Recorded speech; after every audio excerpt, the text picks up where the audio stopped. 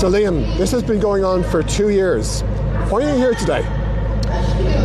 Well, 2 years, and as we enter the third winter that the Gazan population are suffering from this genocide, I think if you're a human being, you have to show solidarity and sympathy and support for an onslaught against a defenseless population who are being bombed from the air, who are being shot by snipers, who are being droned with gunfire, and I can't sit along with these many people here to show our outrage. And exactly where we are is outside our Parliament buildings here, where there are our Prime Minister, our Taoiseach and our Foreign Minister have both said there's a genocide going, and we continue to do business with them.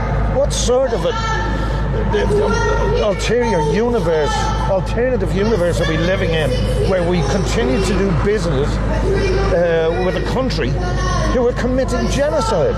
There is no moral, ethical or even legal reason that we should be doing that. I find it obscene. Absolutely. So you're one of 2,300 Irish artists and also one of a staggering 8,000 filmmakers worldwide, or film workers worldwide, who pledged not to engage with Israeli culture washing until they end their war crimes against the Palestinian people. What would you say to other artists who haven't stepped up as yet? I would say to them, what are your children? How old are your young children? Or if you're old like me, when your grandchildren come of age and they turn around, they're reading this in their history books or watching the videos and the interviews and the documentaries about it, and that little head turns around and says to you, what did you do during this? I hope you have your questions, your answers ready for those questions, because this is not World War II. You cannot say we didn't know about Auschwitz or Belsen or these obscene places. This is in 4K in front of you, and you have chosen to do nothing.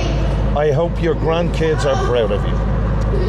Well, strong words. And would you say that you have missed on opportunities in your career due to taking a stand? If I have, there were career opportunities I didn't want.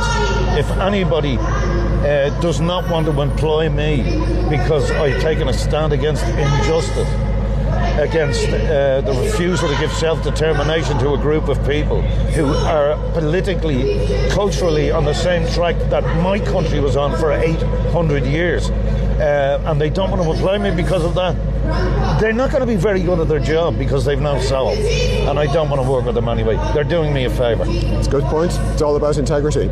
And what would you say to people who say, look, there's a ceasefire, time to move on?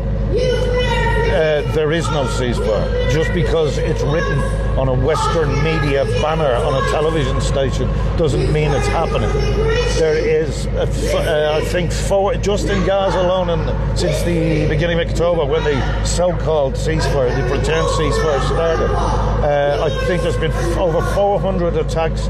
They have moved the so-called security barrier, which they're doing all the time, to take more of the land with their yellow blocks. And this is not just the obscenity that's happening in the West Bank as well, where there is no Hamas, for anybody who dislikes or hates or whatever they want to say about Hamas. No Hamas in the West Bank, and the settler violence has gone through the roof. Murder has gone through the roof. Over 1,000 dead, I think. In Gaza, I think there are 119 children since the so-called ceasefire. Lebanon, 10,000 incursions in the last year with the Lebanese ceasefire.